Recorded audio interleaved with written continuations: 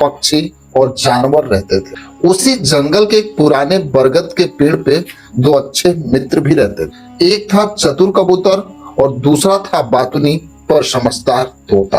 कबूतर का नाम था चतुर और तोते का नाम था मनोहर। चतुर अपने नाम के अनुसार बहुत बुद्धिमान और दूरदर्शी था।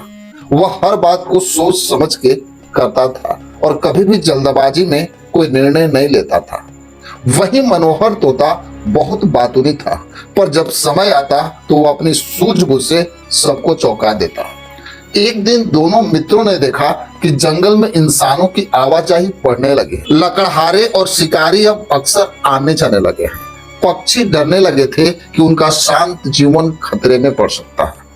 चतुर कबूतर ने एक दिन अपने मित्र तोते से कहा, मनोहर, अब समय आ गया कि हम सभी पक्षियों को मिलकर कुछ योजना बनानी चाहिए।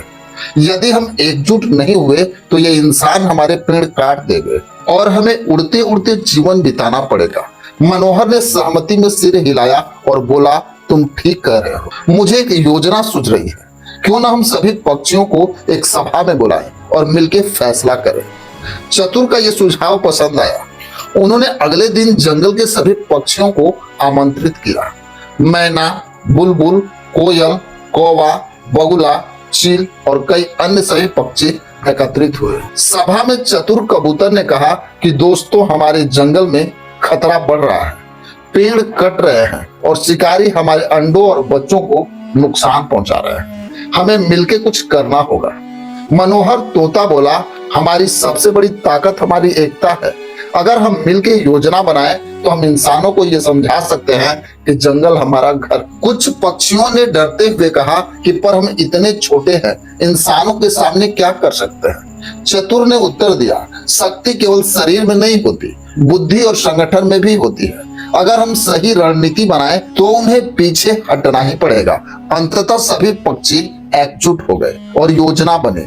जब भी लकड़हारे आएंगे, सभी पक्षी मिलके शोर मचाएंगे, उनके उपकरण छिपा देंगे और इंसानों को जंगल में असुविधा महसूस कराएंगे। अगले दिन ही कुछ लकड़हारे आए। जैसे ही उन्होंने अपनी कुल्हाड़ियां निकाली, मैना ने चेतावनी दी। तुरंत सभी पक्षी अपने अपने काम पे लग गए। कुछ पक्षी लकड़हारे की टोपी और कपड़े खींचने लगे, कुछ उनके खानों में चोंच मारने लगे और कुछ ऊपर से पत्तियां गिराने लगे। लकड़हारे परेशान हो गए। एक बोला, ये जंगल तो भूतिया लग रहा है, हमें यहाँ से चल देना चाहिए। इसी तरह जब शिकारी आया तो मनोहर तोते ने उसके जाल को चुपके से काट दिया और बुलबुल ने जोर से गाना गा के सबको सावधान किया। शिकारी ने जब देखा कि जाल काम नहीं कर रहा है और पक्षी पहले से सावधान है तो उसने हार मान ली। धीरे धीरे इंसानों को समझ में आने लगा कि यह जंगल जीवों का घर है और उन्हें परेशान करना ठीक नहीं है। वन विभाग ने भी एक चेतावनी बोर्ड लगा दिया कि यह वन संरक्षित क्षेत्र है, पेड़ काटना और शिकार करना मना है। अब जंगल में फिर से शांति लौट आई। चतुर कबूतर और मनोहर तोता ने सभी पक्षियों के साथ मिलकर जो एकता दिखाई वो मिसाल बन गई।